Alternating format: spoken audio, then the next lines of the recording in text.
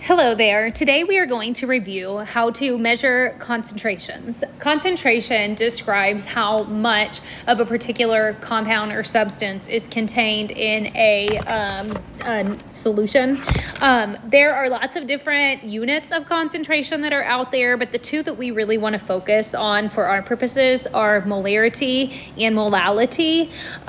They sound very similar to one another and they're spelled very similarly, so you really need to read carefully what the problem is asking or presenting to you so that you use the correct equation. So let's review what we know about molarity. Molarity is symbolized with a capital M.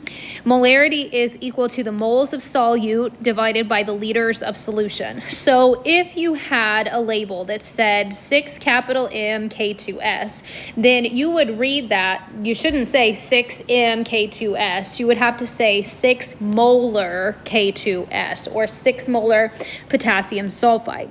Now, this equation can be rearranged to find lots of different scenarios. So I have put this in one of the pie charts like we learned how to deal with when we were dealing with density. So if you put this in a pie chart, you put moles on top, molar and liters on the bottom. And remember, you put your finger over what you want to find. So like if you put your finger over the capital M, then the pie chart shows you that you should take moles over liters. And that's exactly what you would do to find molarity.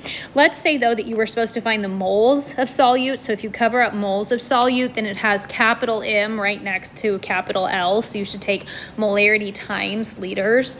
I do want to point out that this is specific to liters. You cannot use milliliters in this equation and expect it to turn out properly. So if you're given milliliters, because we work with milliliters a lot in lab, it's a much more practical unit, you have to convert it. And that conversion is that 1 liter is equal to 1,000 milliliters. Molality, while not as common of a unit, is still very important, especially when we're talking about colligative properties like freezing point depression, boiling point elevation, those kinds of things. We're not going to use it a lot right now in our class, but I do want to go on ahead and review it while we're here. So the symbol for molality is a lowercase cursive m, and it does have to be a cursive m because a regular lowercase m is used for meters. So molality is equal to moles of solute divided by kilograms of solvent. So if a label says 6 cursive lowercase m K2S, instead of saying 6 molar like we did with molarity, we will have to say that this is 6 molal K2S or 6 molal potassium sulfide. So in our pie chart, you're going to put moles of solute on top and molality and kilograms of solvent on the bottom. Again, you cover up what you need to know, and you do have to use kilograms of solvent, not grams. So that conversion is that 1 kilogram is equal to 1,000 grams. Now, before we get to the practice problems, I do want to review a bit of the vocabulary. So solution is the term that we use to mean the solute plus the solvent. So like all of it put together. So like when you make Kool-Aid, the entire container at the end is the solution. Solute is what is being dissolved. So like when you make Kool-Aid, that would be the powdered Kool-Aid and the sugar that you put in. Usually this is the smaller quantity. If you are not sure and they just give you 2 numbers, the smaller number is typically the solute.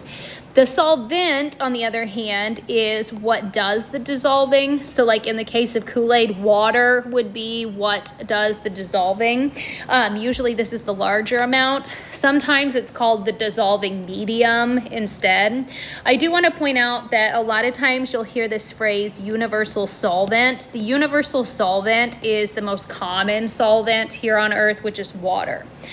Okay, so next we're going to do sample problems 5 and 6 out of the chapter 4 sample problems set that I'd given you in class. It's also posted to Google Classroom.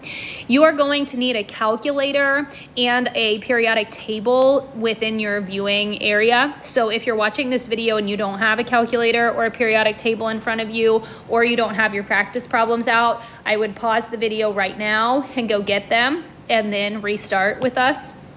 So if we're looking at this problem, it says What is the molarity of a solution containing 25.5 grams of K2S dissolved in enough water to make 1.75 liters of solution? So I know I've got 25.5 grams of K2S, and then I've got 1.75 liters of solution. And they are wanting me to find molarity. So that is my capital M. So if I think back to my definitions, molarity is going to be moles of solute, which in this case, the solute is K2S because that's what we are dissolving, per liters of solution. So I already know that I have 1.75 liters of solution. All right, I cannot plug 25.5 into the numerator of this equation because that is grams of K2S. So what I'm going to need to do before I can calculate my molarity is change from grams of K2S to moles of K2S. These are some of the simple conversions that we've already been working with. When you go from grams to moles of something, remember you always put a 1 next to the moles. I'm going to go down here and do some scratch work because I've got to figure out what the molar mass is. So I list that I've got 2 potassiums, 1 sulfur. Potassium has a molar mass of 39.1, I do believe, and sulfur has a mass of 32.07. So 1 times 32.07 is 32.07. 2 times 39.1 is 78.2. So then I have to add those up. When I add them up, I get 110.27 grams per mole of K2S. That is not my answer. That's just what I'm going to have to plug into my conversion factor, that there's 110.27 grams in every 1 mole of K2S. So now I'm going to start by plugging in 25.5. I'm going to divide by 110.27, and that tells me that I have 0.231 moles of K2S. Whoops, moles, K2S. Now that again is not my answer, but I'm going to take that and plug it into my equation for molality. So if I take 0.231 moles of K2S divided by 1.75 liters, I get 0.132 molar K2S. Put a capital M for molar. All right. Another sample problem is problem 6. It says how many grams of sucrose is C12H22O11, are in 1.55 liters of 0.75 molar sucrose solution. So I've got 1.55 liters of solution. I have 0.758 molar C12H22O11. And if I think back to my definition, molarity is moles per liter. So if I know molarity and I know liters, I could very easily rearrange that equation and say that the moles of solvent, which in this case, or moles of solute, sorry, moles of C12H, whoops, I'm losing it, sorry guys, H22O11 is going to be equal to molarity times liters. And I know about the molarity and liters, so when I take 0.758 molar times 1.55 liters, that tells me that I have 1.1749 moles of sucrose, which is C12H22O11.